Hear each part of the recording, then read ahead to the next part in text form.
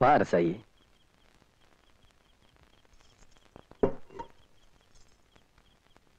என்னடா நாம வழிய நெருங்கினாலும் ஒதுங்கி போறவன் இப்படி திடீர்னு தாலியை கட்டிட்டான்னு கோவமா இருக்கியா?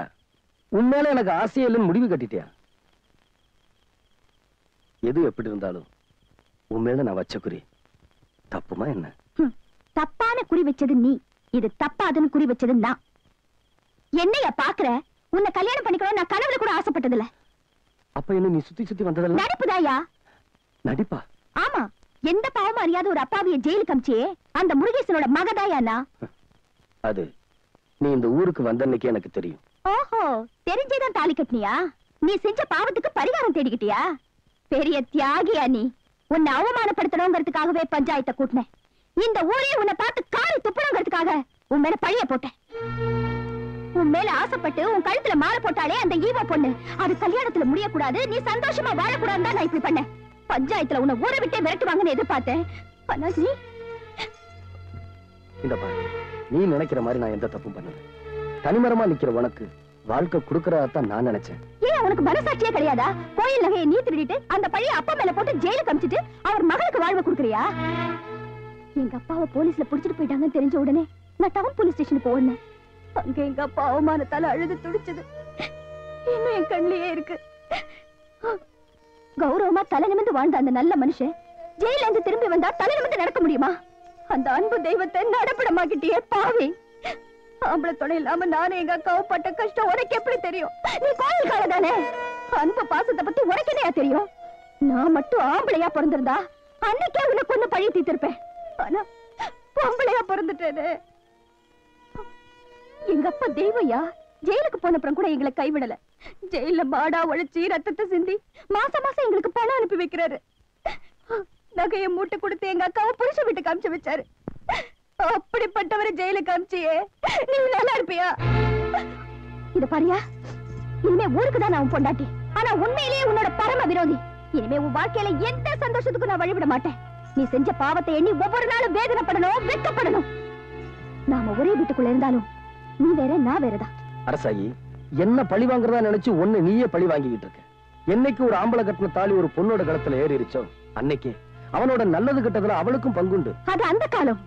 என் மனசுல இருக்கிற பழி உணர்ச்சியை தீர்த்துக்காம நான் அடங்க மாட்டேன்.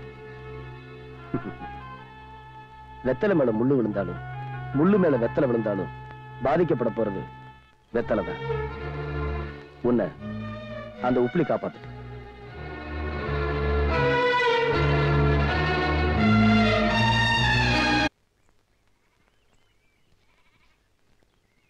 என்ன அரசாயி, சௌக்கியமா? எனக்கு என்ன, நல்லா தான் இருக்கேன். புதுசா கல்யாணம் ஆன பொண்ணு சந்தோஷமா இருக்காளா இல்லையா முகத்தை பார்த்தாலே தெரியாதா? முகத்துலதான் எந்த விதமான கலகலப்புமே தெரியலையே. இதெல்லாம் எப்படி தெரியும்னு பாக்குறியா? ஆனா கல்யாணம் முதல் நாளே உன் புருஷன் போய் கோயில்ல படுத்தான்ல. விருப்பம் இல்லாத கல்யாணத்துல எப்படிங்க சந்தோஷமா இருக்க முடியும்? ஆமா, நீ முருகேசமாவ தானே? அது எப்படி தெரியும் பாக்குறியா? அதுதான் சுந்தரலிங்கம். அந்த உப்பிலி எனக்கும் விரோதி தான். அவன் என்ன செய்யணும்னு சொல்லு, முடிச்சிருவோம். எங்க அப்பாவை ஜெயிலுக்கு அனுப்பிச்சவனே நான் ஜெயிலுக்கு அனுப்பணும். அதுக்கு நீ ஒத்துழைக்கணுமே. என்ன செய்யணும்?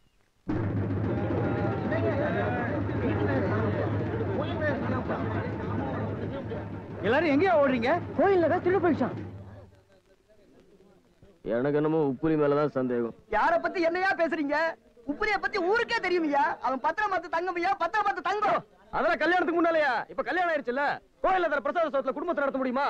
புது பொண்டாட்டி அவ கேக்குறது வாங்கி தரணும்ல. பாத்தீங்களாமா, இவன் என்ன திருடன்னு சொல்றான். நீங்க நம்புறீங்களா? நான் அப்படிப்பட்டவனா? சொல்லுங்கம்மா. அட ஏப்பா, நான் ஒரு திருடன் சொன்னேன்? கோயில நீ மாத்திரம் தான் இருந்திருக்கிற. கோயில் நகையெல்லாம் காணாம போயிருக்குது. அப்புறம் ரொம்ப சந்தேகப்படாம யாரும் சந்தேகப்படுறது? எங்க போய் தேடினா கிடைக்குமோ அங்க போய் தேடி பார்த்தா கிடைக்குது.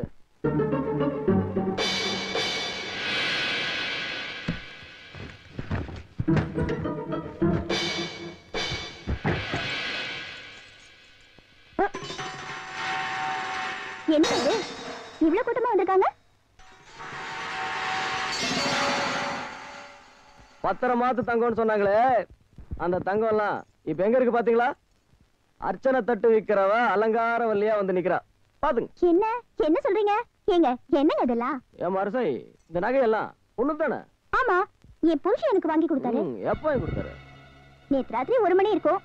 கதவு தட்டி இந்த நகைகளை கொடுத்தாரு. ஆமா அது எதுக்கு நீங்க கேக்குறீங்க? நீ போட்டுக்கிற நகையெல்லாம் கோயில்ல திருட்டு போன நகை. இதெல்லாம் திருட்டு நகையா? சாமி நகையா? ஏயா நீயா இப்படி எல்லாம் செஞ்ச? நான் நகை வேணும்னு உங்ககிட்ட கேட்டேனா? ஏதோ ஆசையா நகை போடுறேன்னு நான் எவ்வளவு சந்தோஷப்பட்டேன். இப்படி ஒரு அக்கிரமம் பண்ணிருக்கியே, என் வாழ்க்கையை நாசமாக்கிட்டியே. திருடம் பொண்டாட்டிங்கிற பேரோட நான் எப்படி தெருவுல போவேன்? கத்தி கவலை பண்ணாத. 2 பேரும் சேர்ந்து நாடகமா போடுறீங்க. காட்டு நகையெல்லாம். என்னம்மா திருடன் யாருன்னு தெரிஞ்சு போச்சு, மேற்கொண்டு என்ன செய்ய போறீங்க? அவன் கோவில்ல சம்பளம் வாங்குறவில்லை, கோவில் சொத்து. கோவிலுக்குன்னே நேர்ந்து விடப்பட்டவன். கோவிலுக்கு நேர்ந்து விடப்பட்ட ஜீவராசிகளை தண்டிக்கிறது பாவம்னு உங்க எல்லாருக்குமே தெரியும். இது அவனுக்கும் பொருந்தும். அவனுக்கு இது முதல் குற்றம். கோவில் நகையெல்லாம் கிடைச்சிருச்சே, அதனால அவனை போலீஸுக்கு அனுப்ப வேண்டாம்னு பஞ்சாயத்து கேட்டுக்குது. இனிமே உப்புளியப்ப கோவில் வேலை எதுவும் செய்யக்கூடாது, கோவிலுக்குள்ளே நுழையக்கூடாது. பஞ்சாயத்து தீர்ப்பு. ஐயா என்ன ஜெயிலுக்கு அனுப்புங்க, தூக்குல போடுங்க. ஆனா கோயிலுக்குள்ள மட்டும் வராதுன்னு சொல்லாதீங்கயா. தீர்ப்பை மாத்துங்கயா. இதுல நான் ஒண்ணும் செய்ய முடியாதுப்பா. இது பஞ்சாயத்து முடிவு. என்ன மன்னிச்சிருப்பா. அம்மா நீங்களாவது சொல்லுங்கம்மா, என்ன கோயிலுக்குள்ள வரக்கூடாதுன்னு சொல்றாங்க. நான் திருடலம்மா, நான் திருடலம்மா, சொல்லுங்கம்மா. நான் திருடினேன்னு நீயே வந்து சொன்னா கூட நான் நம்ப மாட்டேன். என்ன செய்யறது? நீ கட்டின பொண்டாட்டியே உனக்கு எதிராக சாட்சி சொல்லிட்ட. ஊர் கூடி முடிவு செஞ்சதுக்கு அப்புறம் நான் என்ன செய்ய முடியும்? நீ கும்பிடுற அந்த உப்புலியப்பங்கிட்டே போய் முறையிடு, அவன் பாத்துக்குவான். அம்மா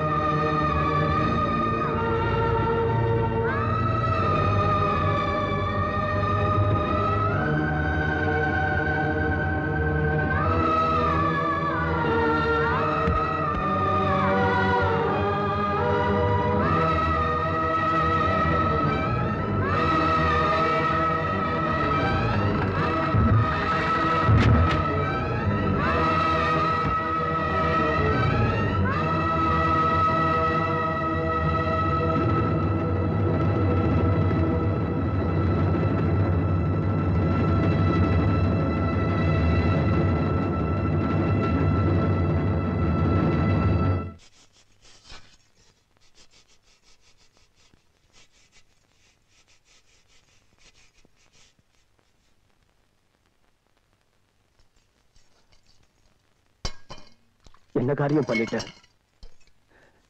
ஏதோ என் வீடா நினைச்சு வாழ்ந்துகிட்டு இருந்தனோ, அந்த கோயிலுக்குள்ள நுழைய முடியாதபடி பண்ணிட்டியே. ஏண்டி அப்படி செஞ்ச? என்னையா கோச்சுக்கிற? என்ன சுட்டு இருக்கணும் போல இருக்கா? அப்படியே என் கழுத்தை நெரிச்சு கொல்லணும் போல இருக்குமே. வாயா வந்து ஆத்திரத்தை தீர்த்துக்க.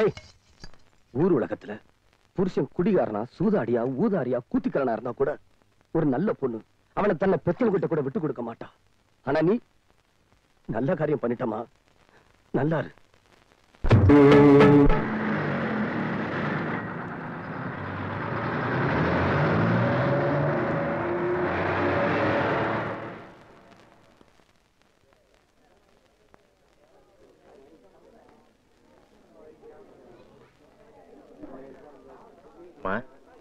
ஒரு அர்ச்சனை தட்டு கொடுமா. அரசாயி நீ நீ எப்படிமா இங்க?